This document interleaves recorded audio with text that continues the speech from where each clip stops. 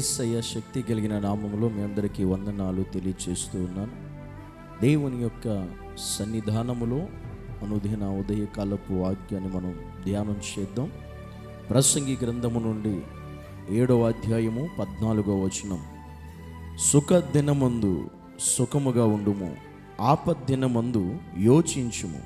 తాము చనిపోయిన తరువాత జరుగు దానిని నరులు తెలుసుకొనకుండునట్లు దేవుడు సుఖ దుఃఖములను జతపరిచి ఉన్నాడు. దేవుడు ఇక్కడ మానవుడి జీవితంలో, మనుషుడి జీవితంలో రెండింటిని దేవుడు జతపరిచాడు.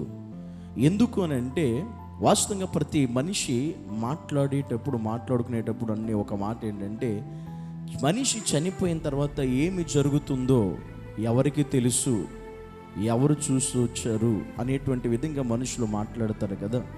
వాస్తవంగా దేవుడు ఆ విషయాన్ని జ్ఞాపకం చేస్తున్నాడు ప్రసంగి భక్తుడి ద్వారా. ఏమంటే, మనుషులు జీవితంలో దేవుడు రెండు పెట్టాడంట. ఒకటి సుఖం, రెండోది దుఃఖం. ఈ రెండింటిని దేవుడు జతపరిచాడంట.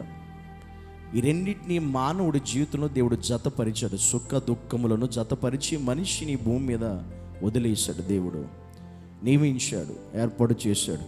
అలాంటి పరిస్థితుల్లో మనిషి జీవితంలో మనం తెలిసిన ప్రాముఖ్యమైన విషయం ఏంటంటే, ఇక్కడ ఈ సుఖం ఏంటి, ఈ దుఃఖం ఏంటి.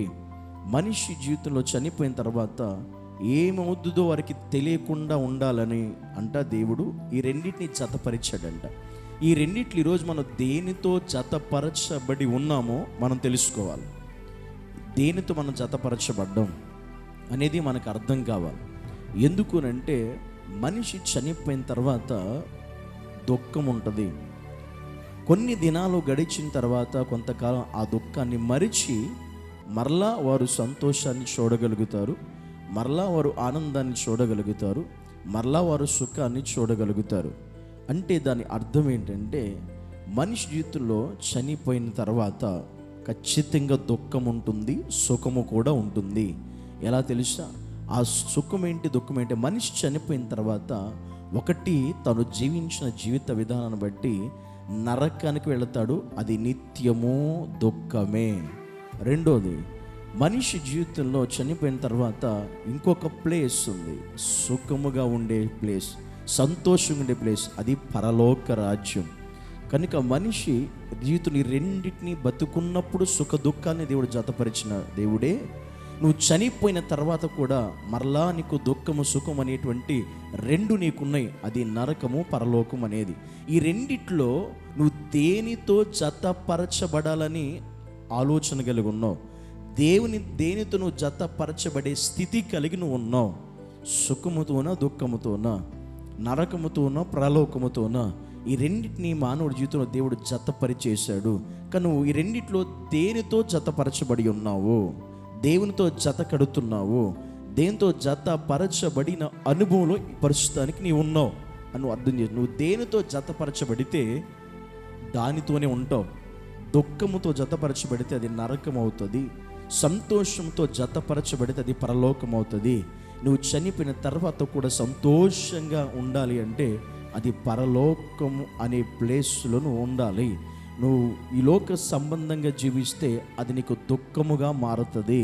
కానీ పరలోక సంబంధంగా నువ్వు బ్రతికితే అది నీకు సంతోషముగా మారే జీవితం నీకుంటుంది. అందుకే మనిషి మరణించిన తర్వాత ఏమవుతుందో దేవుడు తెలుసుకోకుండా ఈ రెంటిని జతపరిచాడు. వీటి యొక్క మర్మం ఏమిటంటే, వీటి యొక్క ఉద్దేశం ఏంటంటే, అది నరకం, పరలోకం. నరకంలో దుఃఖం, పరలోకంలో సంతోషం. నిత్యము నరకంలో నిత్యము దుఃఖమే, నిత్యము బాధే, నిత్యము వేదనే, నిత్యము పండ్లు కొరుటే. కానీ పరలోక రాజ్యం నిత్యము సంతోషం, నిత్యము సమాధానం, నిత్యము నెమ్మది, నిత్యము కూడా దేవునితో ఉల్లసించేటువంటి పరిస్థితే. కనుక నువ్వు ఈ రెండిట్లో దేనితో జతపరచబడాలి అని తీర్మానం తీసుకుంటున్నావో అది చాలా ప్రాముఖ్యమైనటువంటి విషయం.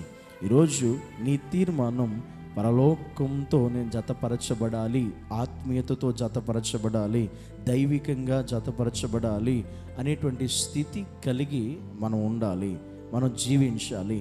అది మాత్రమే మనకి మేలుకరంగా, దీవెనకరంగా ఉంటుంది. కనుక నువ్వు దేనితో జతపరచబడాలనుకున్నావో తీర్మానము నీదే, నిర్ణయం నీదే, ఆలోచన కూడా నీదే. ఒకసారి ఆలోచిద్దాం, దేవుని ఎదుట మోకరించి ప్రార్థన చేద్దాం. ప్రభువా, నేను దేనితో జతపరచబడి ఉన్నాను, దేనితో జతపరచబడుతున్నాను, దేనితో నేను నడుస్తున్నాను, దేనిలో ఎక్కువ ఆనందిస్తున్నాను, దేనిలో ఎక్కువ సంతోషిస్తున్నాను, దేనిలో ఎక్కువ నడుస్తున్నాను, నీకు అర్థం కావాలి. నువ్వు తెలుసుకోవాల్సిన ప్రాముఖ్యమైన విషయం అది. ప్రార్థన చేద్దాం. పరిశుద్ధుడు అయిన దేవా, నీకు వందనాలు. నీ సన్నిధిలో ప్రభువా, మనిషి చనిపోయిన తర్వాత ఏమవుతుందో అది తెలుసుకొనకుండా సుఖ దుఃఖములను మనిషి జీవితంలో జతపరిచి ఉన్నావు. కనుక మేము చనిపోయిన తర్వాత కూడా సంతోషముగా ఉండే ప్లేస్లోకి మేము వెళ్ళాలి. చనిపోయిన తర్వాత కూడా మేము దుఃఖకరమైనటువంటి స్థలంలోకి మేము వెళ్ళకూడదు నాయన. కనుక ఇప్పటి నుండే మేము దేనితో జతపరచబడి ఉండాలో అది మాకు నేర్పించి సహాయము చేసి ఆ విధముగా మమ్మల్ని నడిపించి నీ కృపచేత నింపి సహాయము చేయమని యేసుక్రీస్తు ఉన్నతమైన శక్తి కలిగిన పరిశుద్ధమైన నామమును బట్టి ప్రార్థించి అడిగి వేడుకుంటున్నాము పరమ తండ్రి. ఆమేన్.